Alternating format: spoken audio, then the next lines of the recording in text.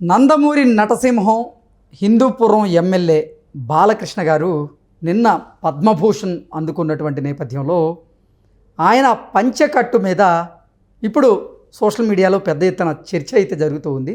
ఈ నేపథ్యంలోనే అసలు ఎటువంటి చర్చ జరుగుతుందనేది మనం విశ్లేషణ చేసుకుందాం. ప్రస్తుతం మనతో పాటు ఉన్నారు ప్రముఖ సినీ విశ్లేషకులు, ప్రముఖ సీనియర్ జర్నలిస్ట్ యజ్ఞమూర్తి గారు. వారితో మాట్లాడు. సార్ నమస్తే. సార్ నమస్తే కృష్ణ. పద్మభూషణ్ అవార్డుని అందుకునేందుకు బాలకృష్ణ గారు పంచెకట్టులో ఆ కార్యక్రమానికి వెళ్ళారు. ఆయనతో పాటుగా కుటుంబ సభ్యులు అందరూ కూడా ఆ కార్యక్రమానికి వెళ్ళారు. అయితే బాలకృష్ణ గారి పంచెకట్టు గురించి ఇప్పుడు సోషల్ మీడియాలో పెద్ద ఎత్తున చర్చ అయితే జరుగుతుంది. ఏం సార్, ఎటువంటి చర్చ జరుగుతుంది అంటే ఏం చెప్తారు? చెప్పాలంటే వైరల్ అవుతుందని చెప్పాలి. అంటే ఆయన ఫ్యామిలీ ఫోటో ఏదైతే ఉందో రాష్ట్రపతి భవన్ ముందు మొత్తం ఫ్యామిలీ అందరూ కలిసి, ఫ్యామిలీ మెంబర్స్ వెళ్ళిన వాళ్ళందరూ కూడా ఆయన ఫోటోలకు పోజులు ఇచ్చారు. అంటే ఆయన శ్రీమతి వసుంధర, అలాగే కొడుకు మోక్షజ్ఞ, అలాగే ఇద్దరు కూతుళ్ళు, ఇద్దరు అల్లుళ్ళు. సో మినిస్టర్ అయినప్పటికీ కూడా నారా లోకేష్ వచ్చాడు, దేవాంశుని తీసుకుని వచ్చారు, అలాగే భువనేశ్వర్ కూడా వచ్చారు.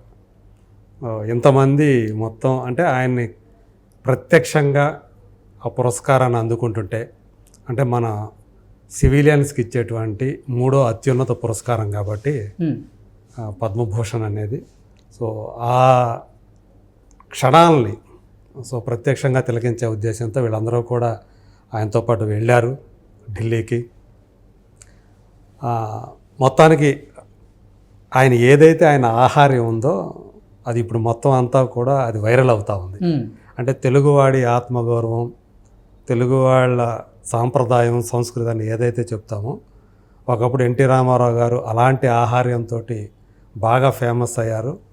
మళ్ళీ ఆయన కొడుకుగా అంటే కేంద్రం, సెంటర్ అనేటప్పటికీ మనకి ఆ తెలుగువాడి ఆత్మగౌరవం, తెలుగు సంప్రదాయం అనేది చూపించాలి అనేటువంటి ఒక కోరిక బహుశా లోపలే ఉంటుందేమో నందమూరి వంశానికి. అందుగురించి ఆయన దీనికి మామూలుగా సూటు బూటుతో వెళ్ళొచ్చు. మిగతా వాళ్ళందరూ కూడా ఆల్మోస్ట్ అందరూ అలాగే వచ్చారు. ఇప్పుడు అజిత్ వచ్చాడు తన భార్యను తీసుకొని, శాలిని తీసుకొని, తను సూట్లోనే వచ్చాడు, సూటు బూట్లోనే వచ్చాడు.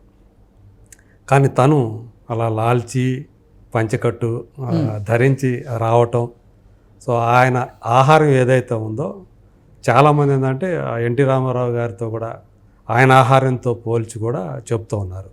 సో అందుగురించి నిన్నటి నుంచి ఇది ఒక చర్చనీయాంశమైనటువంటి విషయంగా మారిపోయింది. సో తాను కూడా చాలా ఓవర్వెల్మింగ్ అంటాం కదా, ఆ అవార్డు తీసుకున్న తర్వాత కూడా, తీసుకునే ముందు, తీసుకున్న తర్వాత కూడా చాలా ఉద్వేగానికి గురైనట్టు కనిపించాడు బాలకృష్ణ. కొంతమంది ఏంటంటే ఆయన తర్వాత కొన్ని వ్యాఖ్యలు కూడా చేశారు. సరైన సమయంలోనే నేను పద్మభూషణ్ అందుకున్నాను అంటూ కూడా ఆయన మాట్లాడడం జరిగింది. అదే అంటే కొంతమంది అడిగారు, ఆయన అడిగేవాళ్ళు కూడా, ఇది మీకు ఎప్పుడో రావాల్సిందా, లేట్ అయిందని చెప్పి భావిస్తున్నారంటే, లేదు, ఇది నాకు కరెక్ట్ టైంలోనే వచ్చిందని నేను అనుకుంటున్నాను.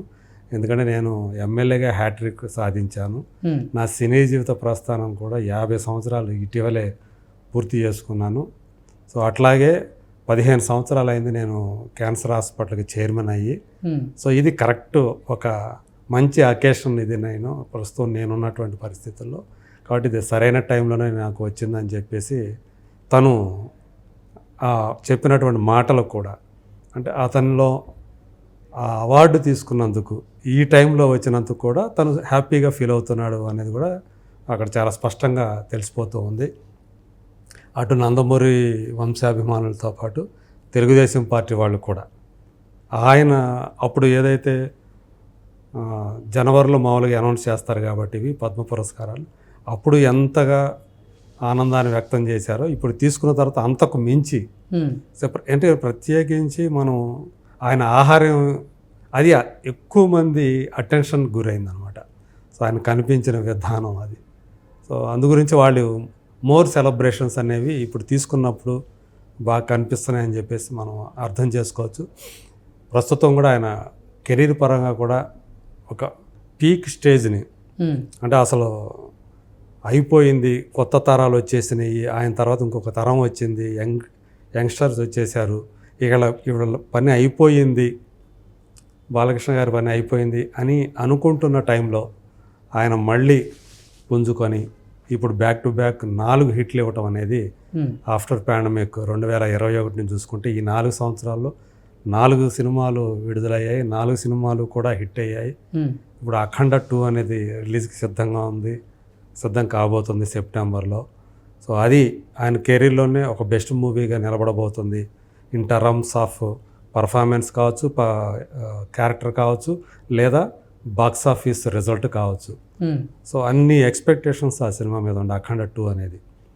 ఎందుకంటే అఖండ సినిమానే ఆఫ్టర్ పాండమిక్ జనాలందరినీ కూడా థియేటర్కి రప్పించినటువంటి మొట్టమొదటి సినిమా ఇండియాలోనే అనే పేరు కూడా సంపాదించుకుంది. కాబట్టి ఆ అఖండ అనే క్యారెక్టర్ ఏదైతే ఉందో, ఆ ఘోరీ క్యారెక్టర్, అది చాలా బాగా నేషనల్ లెవెల్లో కూడా దాని గురించిన చర్చ కూడా జరిగింది, అఖండ క్యారెక్టర్ గురించి.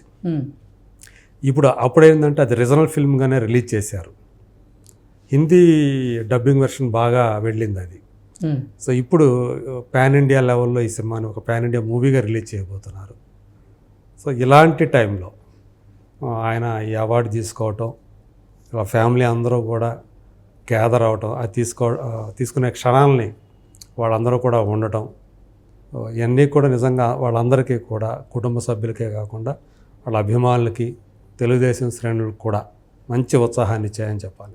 సార్, ఆయన నిజంగా ఒక యాక్టర్గా ఎంతోమందిని అలరిస్తూ ఉన్నారు. అలాగే ఒక ఎమ్మెల్యేగా ఆయన నియోజకవర్గ ప్రజలకు ఆయన సేవ చేస్తూ ఉన్నారు. దాంతోపాటుగా 2 తెలుగు రాష్ట్రాల ప్రజలకు కూడా ఆయన బసవతారకం క్యాన్సర్ హాస్పిటల్ ద్వారా ఎంతో సేవ చేస్తూ ఉన్నారు. ఈ నేపథ్యంలోనే ఆయన్ని ఈ పద్మభూషణ్ అవార్డు అయితే వరించడం జరిగింది.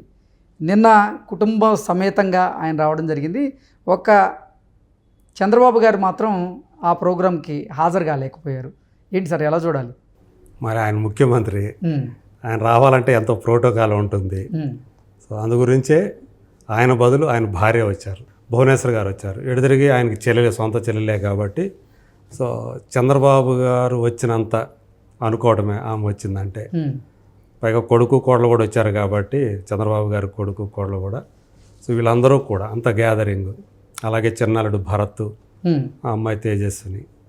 సో నిజంగానే ఒక కన్నుల పండుగలాగా ఆ ఫోటో రాష్ట్రపతి భవన్ ముందు వాళ్ళు తీయించుకున్నటువంటి ఫోటో, అది నిన్నటి నుంచి అదే వైరల్ అవుతా ఉంది. దాంతోపాటుగా అజిత్ గారు అందుకున్నది వైరల్ అవుతుంది, అశ్విన్ గారు తీసుకున్నది వైరల్ అవుతుంది. చాలా మంది కూడా నిన్ను అందుకున్నాము. అవును. సో ఆయన కూడా సేమ్ అజిత్ కూడా పద్మభూషణ్ పురస్కారాన్ని అందుకున్నాడు. సో ఆయన కూడా వన్ ఆఫ్ ది స్టార్ కాబట్టి తమిళంలో, తెలుగులో కూడా. యాక్చువల్గా ఆయన కెరీర్ ప్రారంభమైంది తెలుగులోనే, ప్రేమ పుస్తకం అనేటువంటి ఆ సినిమాతోటి. అయితే ఇక్కడ మనం బాలకృష్ణ గారి దగ్గరికి వచ్చేటప్పటికి ఆయన అంటే కేవలం ఇది ఆయనకి ఇచ్చింది యాక్చువల్గా ఆర్ట్లో ఇచ్చారు. ఆయనకి ఒక కళ అనే విభాగంలో ఆయనకి ఇది ఇచ్చారు. కాకపోయినప్పటికీ కూడా ఆయన ఒక మంచి రాజకీయ నాయకుడిగా, అలాగే మంచి సామాజిక సేవకుడిగా కూడా. ఎందుకంటే తన హాస్పిటల్ ద్వారా ఎంతోమంది పేదలకి ఆ క్యాన్సర్కి సంబంధించినటువంటి చికిత్సను అందిస్తున్నారు. కొంతమందికి తక్కువ ధరకి అందిస్తున్నారు, కొంతమందికి అయితే ఫ్రీగా కూడా అందజేస్తున్నారు. అలా ఎంతోమందికి ప్రాణదానం కూడా చేస్తున్నారు. అటువంటి పేరు కూడా సంపాదించుకున్నారు. పైగా తన దృష్టికి ఎవరైనా వస్తే, ఎవరన్నా ఇబ్బంది పడుతున్నట్టు దీని ద్వారా తెలిసిన వెంటనే వాళ్ళకి మంచి చికిత్స అందేటట్లుగా ఆయన తమ సిబ్బందికి ఆదేశాలు జారీ చేస్తారనేది కూడా ఇండస్ట్రీ వర్గాల్లో బాగా పేరుంది, మంచి పేరుంది. సో అలాంటి ఒక మానవతా విలువలు ఉన్నటువంటి వ్యక్తిగా కూడా బాలయ్య పేరు సంపాదించుకున్నారు. మనకు బయట కనిపించేటువంటి సాధారణంగా ఇట్లా అభిమానులు కొడతాడు, కోపగించుకుంటాడు, ఆవేశపరుడు అని ఇట్లా ఎన్ని ఉన్నప్పటికీ కూడా, బట్ ఆయన మామూలుగా అయితే ఎంత అంటే మనసులో ఆయన మనసు ఎంత సున్నితమైంది ఏంటి అనేది కూడా చాలామంది వాళ్ళ అనుభవాలను చాలామంది చెప్తూ ఉంటారు.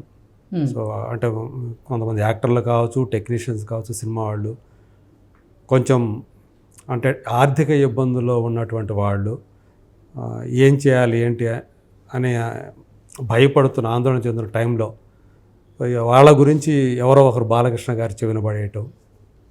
సో ఆయన వెంటనే వాళ్ళకి సంబంధించి తీసుకురండి, నేను మా వాళ్ళకి చెప్తాను, మీరు హాస్పిటల్లో చూపించండి అని చెప్పేసి ఆయన అలా చెప్పి ఎంతోమందికి చేశాడు, చికిత్స అందేట్లు చేశారని చాలామంది చెప్తూ ఉంటారు. సో ఇది అసలు వాస్తవం ఏంటి, బాలయ్యలో ఉన్నటువంటి అనేక అంటే తన తండ్రి దగ్గర నుంచి పుణికిపుచ్చుకున్నటువంటి అనేక గుణాలు కానివ్వండి, అనేక లక్షణాల్లో ఇది కూడా ఒకటి. సో రామారావు గారు ఏ ఉద్దేశంతో ఆ రోజున అంటే తన భార్య పేరు మీదే క్యాన్సర్ హాస్పిటల్ పెట్టారని అందరికీ తెలుసు. ఆయన భార్య క్యాన్సర్తో చనిపోయారు. సో ఆ క్యాన్సర్ చికిత్స అనేది చాలా ఎక్స్పెన్సివ్, ఇక్కడ అసలు సరైనటువంటి సదుపాయాలు లేవు వాళ్ళకి అనే ఉద్దేశంతో ఆ రోజు చాలామంది డబ్బున్న వాళ్ళు మాత్రమే ఎక్కడికన్నా అమెరికాకో లేకపోతే ఇంకో చోటుకో వెళ్ళి చేయించుకుంటున్నారు. ఇక్కడే హైదరాబాద్లోనే మనం అలాంటి వాళ్ళకి, క్యాన్సర్తో బాధపడుతున్న వాళ్ళకి సరసమైన ధరకే ఆ చికిత్సను అందించాలి అని ఆయన ఆ రోజుల్లో అప్పుడే హాస్పిటల్ కట్టడం, అది కూడా అమెరికన్ ఇన్స్టిట్యూట్ వాళ్ళ సహకారంతో దాన్ని చేయటం. సో బసవతారకు ఇండో అమెరికన్ హాస్పిటల్గా దానికి పేరు పెట్టడం. మరి బాలకృష్ణ గారి చేతిలో 15 సంవత్సరాల క్రితం ఆయన చైర్మన్గా దానికి బాధ్యతలు తీసుకున్న కాడి నుంచి సో చాలా ఎక్కువగా అంటే చాలా రూరల్ ప్లేసుల్లో కూడా దాని గురించి చాలా గొప్పగా ఇప్పుడు చెప్పుకునే స్థాయికి అది వెళ్ళిందంటే అది ఆయన బాలయ్య చూపించినటువంటి చొరవ. ఓకే. సో ఆయన చెప్పాలంటే ఆయన మంచితనమని అనుకోవాలి. సో ఇలా అన్ని రంగాల ఇంకో పక్క మనకు తెలుసు, హిందూపురంలో 3వ వరుసగా ఎన్నిక కావటం అంటే చిన్న విషయం ఏం కాదు. సో ఆయన అక్కడ కూడా నియోజకవర్గంలో సంపాదించుకున్నటువంటి పేరు, దానివల్లే ఆయన వరుసగా 3వ అక్కడ ప్రజలు ఆయనకు పట్టం కట్టారు ఎమ్మెల్యేగా అని చెప్పి కూడా మనం చెప్పుకోవచ్చు. ఇలా ఆయన బహుముఖాలుగా సో తనలో ఉన్నటువంటి ఆ ప్రతిభను ఆయన చూపించుకుంటూ వస్తూ ఉన్నారనుకోవాలి. Okay sir, thank you so much. Thank you.